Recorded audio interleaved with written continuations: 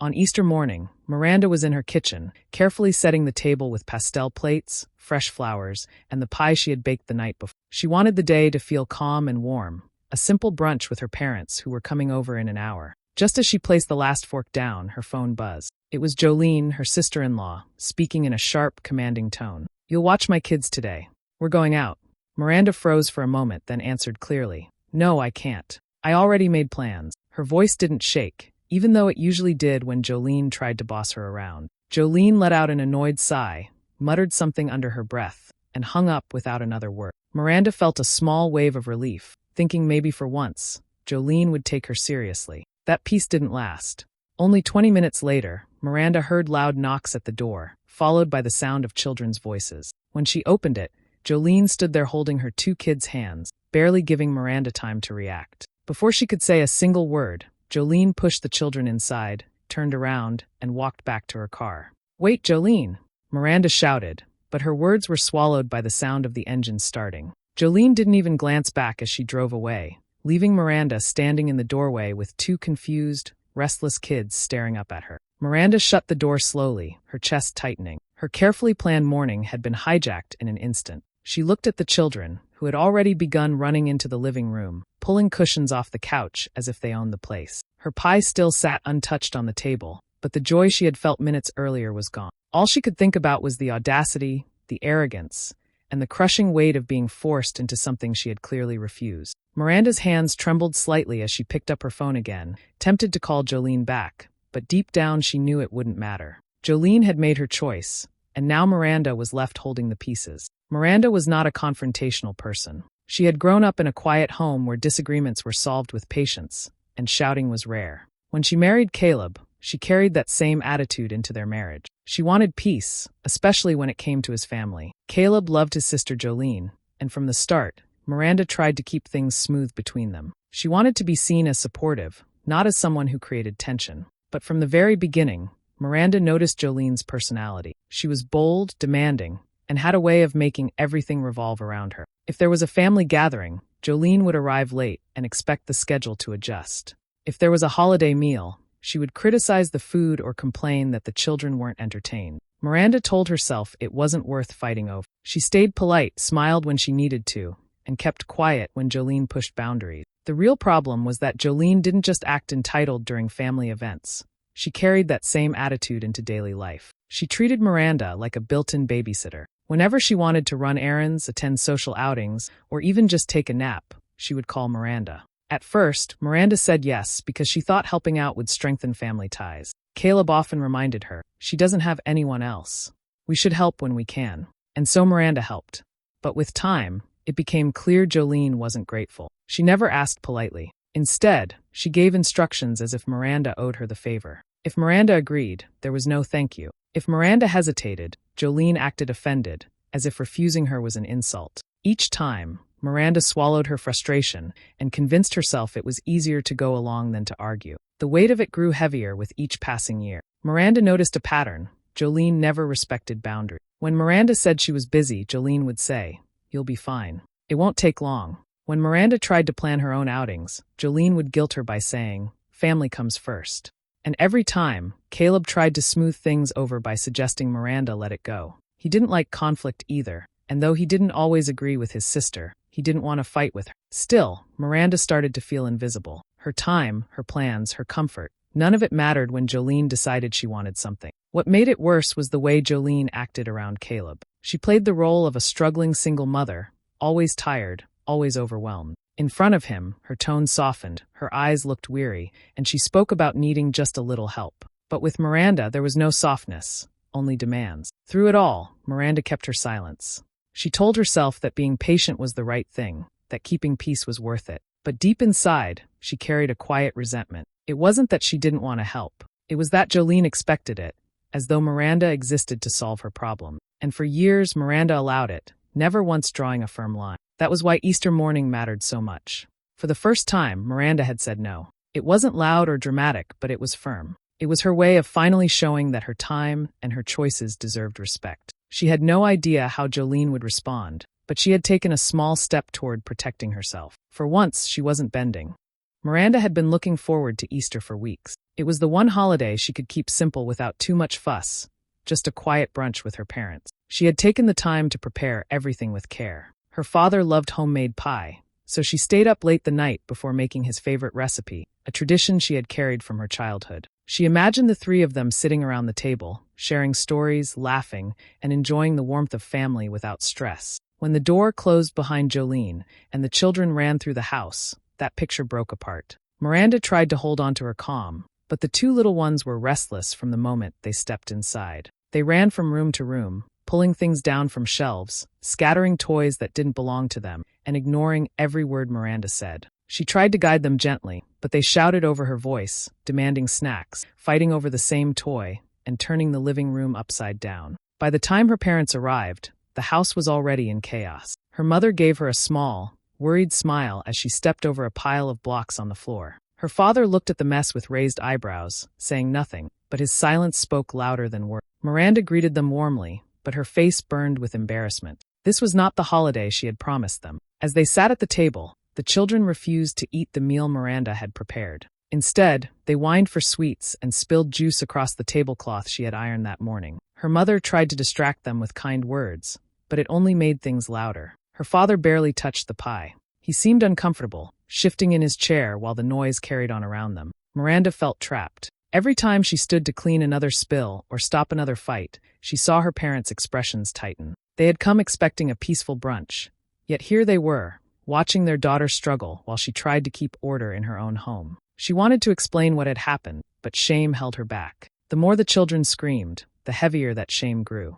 The breaking point came when one of the kids knocked a dish to the floor, shattering it into pieces. Miranda gasped, rushing to pick up the shards before anyone got hurt. Her father stood quietly, placing his napkin on the table. He muttered something under his breath to her mother, and together they rose from their seats. Her mother hugged Miranda with a soft squeeze and whispered, "We'll see you another time, dear." Her father gave a polite nod, but there was disappointment in his eyes. As they stepped out the door, Miranda felt her stomach sink. She hadn't just lost the Easter brunch she had planned. She had lost the comfort of her parents' company. When the door closed, she stood in the silence of their absence, the children still shouting behind her. The humiliation cut deep. She had wanted to give her parents a memory filled with love and warmth, but instead they left early, thinking they weren't welcome. She knew it wasn't her fault, but that didn't stop the sting. For the rest of the afternoon, every laugh and shout from the children reminded her of what had been taken from her. Caleb walked into the house late in the afternoon, holding a bag of groceries in one hand and looking tired.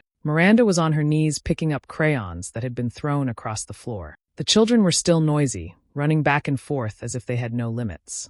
She glanced up at him, her face pale with frustration, waiting for the comfort she thought he would bring. She expected him to see the mess, the exhaustion in her eyes, and understand what she had gone through all day. Instead, Caleb set the bag on the counter and asked casually, "What happened here?" Miranda stood and tried to keep her voice steady. She explained how Jolene had shown up without warning, how she had said no, and how the kids had been dropped off anyway. She told him how her parents had left early because of the chaos, and how humiliating it had felt to watch her father push his plate away without finishing. She thought Caleb would be angry on her behalf, that he would call his sister and tell her she had crossed a line. But when she finished, he sighed heavily and rubbed the back of his neck. "Miranda, she doesn't have anyone else.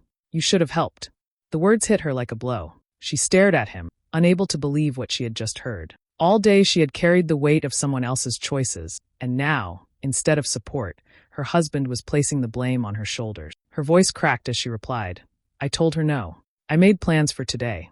I wanted my parents here. I wanted one holiday to go right." Caleb shook his head. "She's under pressure all the time. You know how hard things are for her. Sometimes we need to step in. It's family." Miranda's chest tightened. She felt the sting of betrayal deep inside. He wasn't just excusing Jolene's behavior, he was ignoring hers. It was as if her time, her feelings, and her needs didn't matter. His loyalty went to his sister, not to the woman standing in front of him who had just been humiliated in her own home. "I've done everything for her," Miranda whispered. "Every time she's asked, I've said yes. The one time I said no, she shoved her children at me and ruined the only plan I cared about. And you're telling me I should have helped." Caleb avoided her eyes, his silence louder than any answer. The children kept running through the house, laughing as if nothing had happened, while Miranda stood there holding back tears. She felt alone, not just because Jolene had ignored her words, but because Caleb had too. That night, when the children were finally picked up, Miranda couldn't shake the heaviness pressing on her chest. Caleb tried to sit beside her, but she pulled away, the space between them filled with disappointment. It wasn't just about Jolene anymore. It was about trust. She needed her husband to stand with her, and he had chosen someone else. When the sun began to set, Miranda sat on the couch with her arms folded tightly across her chest. The children were sprawled out on the rug, still buzzing with energy even after an entire day of running around. She kept glancing at the clock, waiting for Jolene to show up and take them away. Her nerves were frayed, her patience worn thin, and the disappointment from earlier still weighed heavily on her. At last, the front door swung open, and Jolene stepped inside with a bright smile. She didn't look tired or stressed. She looked refreshed, her hair styled neatly, her makeup perfect, and her laughter still clinging to her voice. "You won't believe the brunch we had," she said, tossing her purse on the chair. "The food was amazing, and the place was packed. I'm glad we got there early." Miranda blinked, stunned by the carefree way Jolene strolled into the room. Not a single word of thanks, not a glance at the mess in the house, not even a question about how the day had gone. She bent down to gather her kids' coats and shoes while still chattering about her meal, the people she had met, and the fun she had enjoyed. Miranda's throat tightened. She tried to keep her voice even, but the weight of the entire day pushed the words out sharper than she intended. "You dropped them here without asking. I told you no. You ruined my day with my parents. Do you have any idea what you've done?" Jolene looked up briefly, her face calm, then rolled her eyes as if the words meant nothing. "Oh, please. You're overreacting. They're just kids. Family helps family. You should know that by now." The casual dismissal cut deeper than the long, exhausting hours had. Miranda felt her hands tremble as heat rose up her neck. She had held her tongue for years, she had swallowed her feelings every time Jolene pushed, but hearing those words, hearing her pain brushed aside like it was nothing, was too much. She stepped closer, her voice firmer now. "Family doesn't mean dumping your kids on someone who said no. Family doesn't mean disrespecting people in their own home. You don't get to decide my time, Jolene. You don't get to walk all over me." Jolene smirked, grabbing her daughter's hand. "You're acting dramatic. Honestly, you make things harder than they are. If you had just gone along with it, today would have been fine." Something snapped inside Miranda at that moment. It wasn't a loud scream or an angry outburst. It was a deep, silent shift. She realized Jolene would never understand, never change, never respect her. No amount of kindness, patience, or quiet endurance would make a difference. As Jolene ushered her kids toward the door, still talking about her fun afternoon, Miranda stood frozen, her heart pounding. The line had been crossed for the last time. She didn't yell. She didn't chase her. She just watched, her mind clear in a way it hadn't been before. She was done being Jolene's safety net. Something inside her had hardened, and she knew things would never go back to how they had been. Miranda lay awake that night staring at the ceiling. The house was finally quiet, but her thoughts were restless. She replayed Jolene's words again and again, each one striking harder than the last. "You're overreacting. Family helps family." The arrogance in that tone, the lack of gratitude, the way she had dismissed everything, it was too much to swallow. For years, Miranda had chosen silence. She had chosen peace, but peace had never come. Jolene only took more each time. Miranda realized something important. Shouting wouldn't change Jolene. Arguments wouldn't change her. Caleb's excuses certainly wouldn't change her. Jolene thrived on control, and the only way to break that hold was to stop giving her what she wanted. Miranda decided she would no longer be the person Jolene ran to whenever she wanted convenient. If Jolene demanded, Miranda would not respond. If Jolene pushed, Miranda would not bend. Over the next few days, Miranda paid attention. She noticed how Jolene lived her life. She depended on others constantly, never arranging her own babysitters, always borrowing small amounts of money without paying back, asking neighbors for rides when she didn't feel like driving. She had built her world on other people's shoulders, confident they would carry her weight. It was the same pattern Miranda had fallen into, only now she saw it clearly. Each time the phone buzzed with Jolene's name, Miranda paused. She didn't rush to answer. She let it ring, and when she finally picked up, she listened with new ears. Jolene's voice was always urgent, always pressing. "I need you to take them for a few hours. Can you lend me just $20? Do you mind giving me a lift tomorrow?" For years, Miranda had responded with yes, even when it hurt her own plan. But now she only nodded quietly to herself and thought, not anymore. She began to plan, not in anger, but with calm intention. Jolene expected Miranda to be her safety net, to be there every single time she snapped her fingers. So what if the net was no longer there? What if Jolene's demands were met with silence or with firm refusal? What if, the next time she tried to push, she found herself standing alone? Miranda knew the lesson wouldn't come from harsh words. It would come from absence. She thought back to Easter, How Jolene had left her stuck with children while she enjoyed her own freedom. The injustice of it burned inside her. The only way to truly show Jolene the truth was to let her feel the weight of her own choices, to let her carry the responsibility she had always thrown on others. The more Miranda thought about it, the more her resolve grew. She didn't need to scream or argue. She didn't need to beg Caleb to take her side. She only needed to stop giving Jolene what she expected. Quietly, patiently, she would pull away. And when the moment came, Jolene would learn that the world didn't revolve around her demands. She would learn what it meant to stand on her own. 2 weeks passed, and Miranda kept her distance. She was polite at family gatherings, but she gave Jolene no openings, no offers, no chances to take advantage again. She went about her own life quietly, but inside she was waiting for the moment Jolene would come back with another demand. She knew it wouldn't take long. Jolene couldn't help herself. One Thursday afternoon, the phone rang. Miranda glanced at the screen and saw Jolene's name. She answered calmly, already expecting what was coming. Jolene didn't waste time with small talk. "I need you to watch the kids this weekend. I've got a work thing, and there's no one else. You'll handle it, right?" Her tone was casual, like she was placing an order, not asking a favor. Miranda felt the familiar sting, but she didn't let it show in her voice. Instead, she said smoothly, "Of course. Bring them over." Jolene sounded relieved, muttered a quick thanks, and hung up without another word. But this time, Miranda wasn't really agreeing. She had already made other plans. That very weekend, she had arranged to visit her parents out of town. She told Caleb 2 days earlier, making it clear that she needed the time away. She explained what had happened on Easter, how deeply it had cut her, and how she needed a break. Caleb had hesitated, but eventually nodded. He knew better than to argue when she had been carrying so much anger quietly on her own. Miranda made sure everything was ready. She packed a small bag, prepared the pie dish her mother had asked for, and arranged the visit as naturally as possible. Nothing about her plan was loud or dramatic. She didn't tell Jolene she was leaving. She didn't warn her. She simply chose herself for once. When Saturday morning came, Miranda was already on the road, heading toward her parents' home. The air felt lighter as the town faded behind her. For the first time in weeks, she breathed deeply, free from the constant weight of Jolene's demand. She didn't look at her phone. She didn't wait for the inevitable call.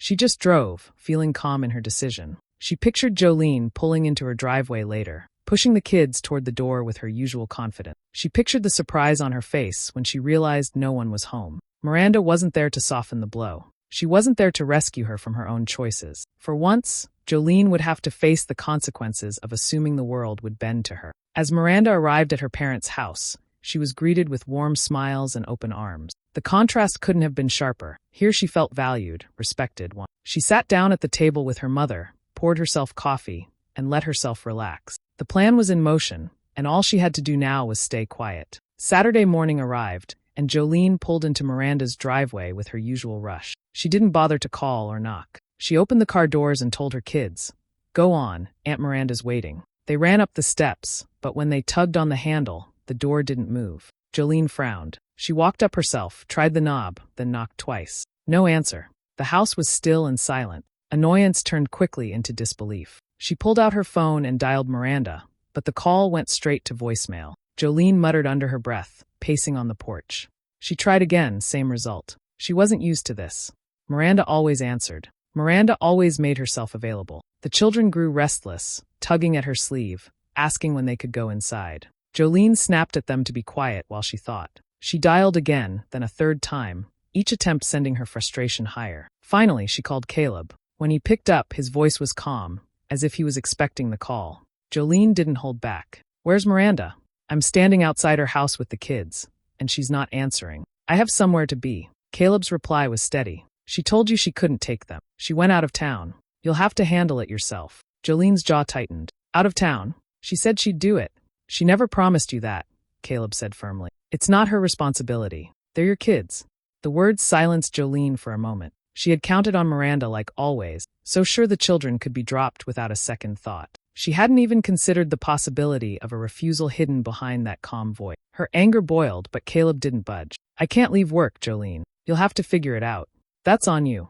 With no other option, Jolene hung up, her face flushed with rage. She strapped the kids back into the car, muttering under her breath about how unfair it all was. The drive to her event felt longer than ever, every cry and question from the back seat grinding her nerves thinner. By the time she arrived, she was late. The parking lot was full, the entrance crowded, and the children were already restless. She tried to carry them inside with her, but the chaos followed. They pulled at her clothes, demanded snacks, and argued loudly while she attempted to greet people. The polished image she wanted to show cracked quickly under the weight of their noise. She couldn't focus on her conversations, couldn't sit still, couldn't pretend to be the carefree woman she had been 2 weeks earlier at brunch.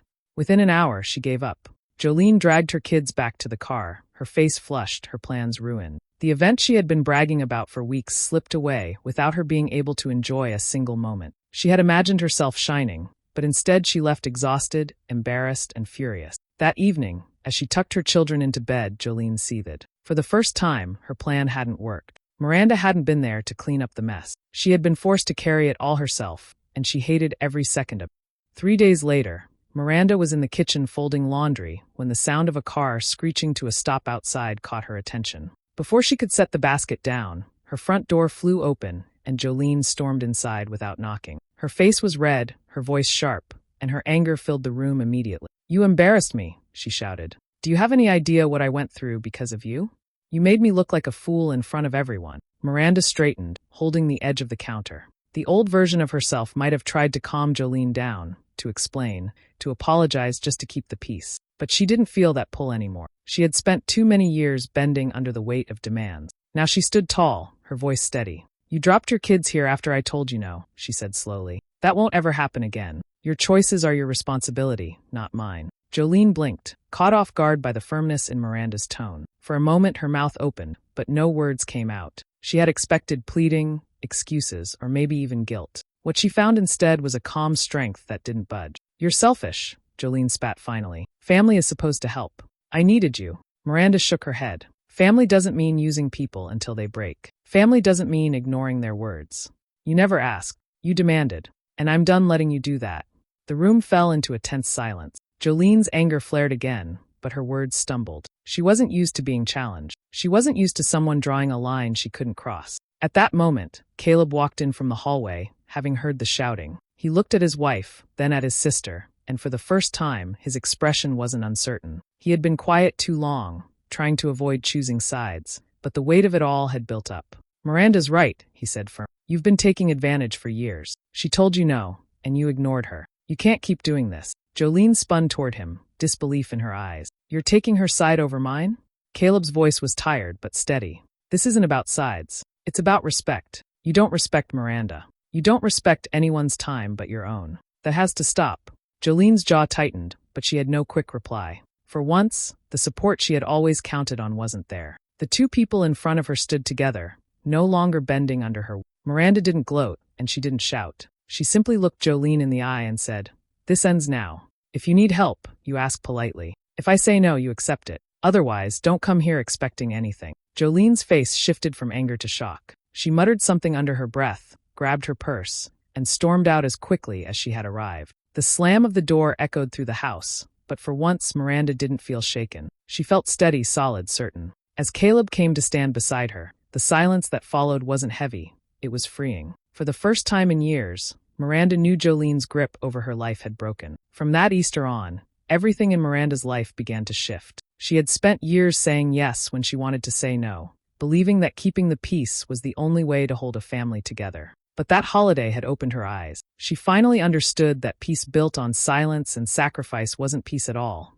It was control. And she was done living under that control. Jolene tried, at first, to push things back to the way they had always been. A week after the fallout, she called Miranda again, her tone just as sharp as before. "I need you to watch the kids on Saturday," she said, like it was already settled. But Miranda didn't hesitate this time. She answered calmly, "No, I can't." Then she stayed quiet, not rushing to fill the silence, not offering excuses, not apologizing. Jolene waited, clearly expecting Miranda to soften, but when it didn't happen, she hung up in frustration. For Miranda, it was a victory. Her decision didn't just change her own life. It began to ripple through the family. Caleb, relieved not to be caught in the middle anymore, started seeing his sister's behavior more clearly. He stopped covering for her and no longer tried to convince Miranda to just let it go. Instead, he stood beside his wife, supporting her choices and respecting her boundaries. That alone brought a new calm into their marriage, something Miranda hadn't realized was missing until it arrived. Even Caleb's parents, who had often turned a blind eye to Jolene's habits,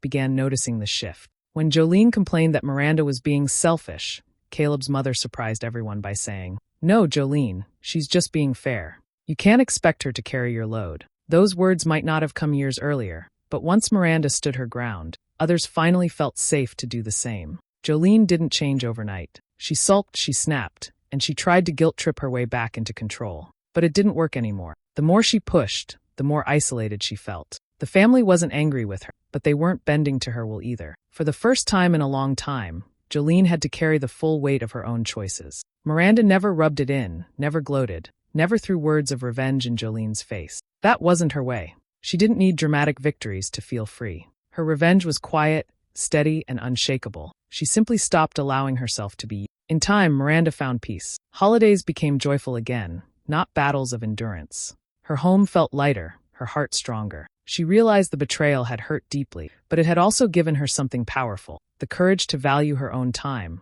her own voice, her own worth. She thought back on everything one quiet evening, sitting on the porch as the sun dipped low. She whispered to herself, "Sometimes the strongest revenge isn't shouting or striking back. It's saying no. It's letting people face the weight of their own actions." Miranda had been Jolene's safety net for too long. Now, by stepping away, she wasn't just protecting herself. She was teaching Jolene a lesson life had been waiting to deliver. And that was enough.